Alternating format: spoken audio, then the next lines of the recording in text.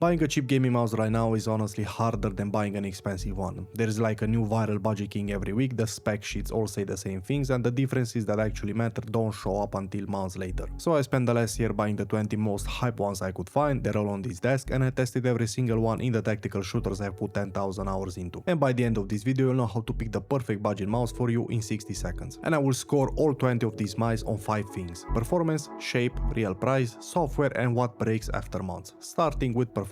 Now all 20 went through the same test: Valorant, CS2, aim trainers, cloth pads, and glass. And here I'm watching for skips, wireless instability, or weird lift-off distance problems. The stuff you actually feel in ranked games. And the results kinda bored me. Not one of the 20 spun out or made me go wow. The sensor names sound like completely different generation, but for most players there is no meaningful difference in ranked once you're like on a modern sensor and a high refresh rate monitor. And even when we're gonna compare these mice with like a Razer Viper VT Pro or like a Superlight, you're looking at a few milliseconds less in click latency and slightly smoother cursor reporting on paper, not like 5 times better aim for 5 times the price. So one rule here: don't waste a full day comparing sensor, just look for like a pod 3395 or like a pod 3950 and you're good. So first round on the board, every unit here was like solid, nothing really wow about them. So the real fight is in your hand, the box, and what breaks. So we're gonna start with your hand, the one column I can really score for you. Now years ago everybody told me to get like a Death Adder, like best mouse ever made, they say. And I played like 10 times worse with it because I grew up with fingertip grip on small ambidextrous mice, and that huge ergonomic shell killed my aim completely. So first call on any mouse is kinda simple: know if you're an ambi or like an ergonomic person, because your aim will feel the difference immediately. And nobody on this planet can feel your hand for you, of course, unless you want me to. So you get my 2 tools instead to decide for yourself. Now tool 1, almost every mouse here chases a legendary expensive shape. So if you ever touch one, like famous or like super popular one, you already know your cheap pick. If you want like the super light feel, the M-Chose A7V2 is that eggshell. If you like the Pulsar X2, that's VXCR1, the L7 Ultra Plus chases the Ninjutsu Sora style, and the R5 goes for that final mouse look. And if you want to check more shapes, there are like sites like eloshapes.com or fundmymouse.com that let you search for similar shapes of popular famous mice and even compare them. Now tool 2, for everyone who's never touched any of them: don't buy one mouse and just hope for the best. Buy 3 or 4 completely different shelves with big hump, flat front, narrow, ergonomic, whatever. You will pay like $100, test them for like 2 weeks, keep the one that clicks, and just return the rest. And now you know your shape for every purchase after this. A quick note on the weight: anything under 50 grams is lightweight, and most of these sit there, but distribution matters more than the number in my opinion. A small dense mouse like the OP1 4K V2 at 50 grams feels heavy in your hand, but an eggshell like the Superlight at 62 feels lighter, mostly because the weight is spread across like a bigger frame. So on a small shell, go as light as possible. Big shell 50 to 60 is fine for most people. Of course, the lower you can go, it's even better. And swap the stock skates on day 1, that's the first corner every one of these brands cut. So round 2 goes up, the board finally spreads out, but this is my hand moving the scores, not yours, so take my ratings with a grain of salt here. Now the shape you can fix yourself, a product page lying to you, you can't. And we're gonna get to that right after a word from the people that pay for all of this. And I'm talking about Incogni. Now if you played online long enough, you made someone mad enough to want to find you. And the scary part is how easy that actually is. Your full name, your home address, your phone number, even your relatives' info, it's sitting on people's search sites and data broker databases right now. And most of it is completely legal and anyone can pull it up. Now Incogni finds where your personal info is exposed online and gets it removed for you. It hits hundreds of data broker automatically, and because this stuff creeps back over time,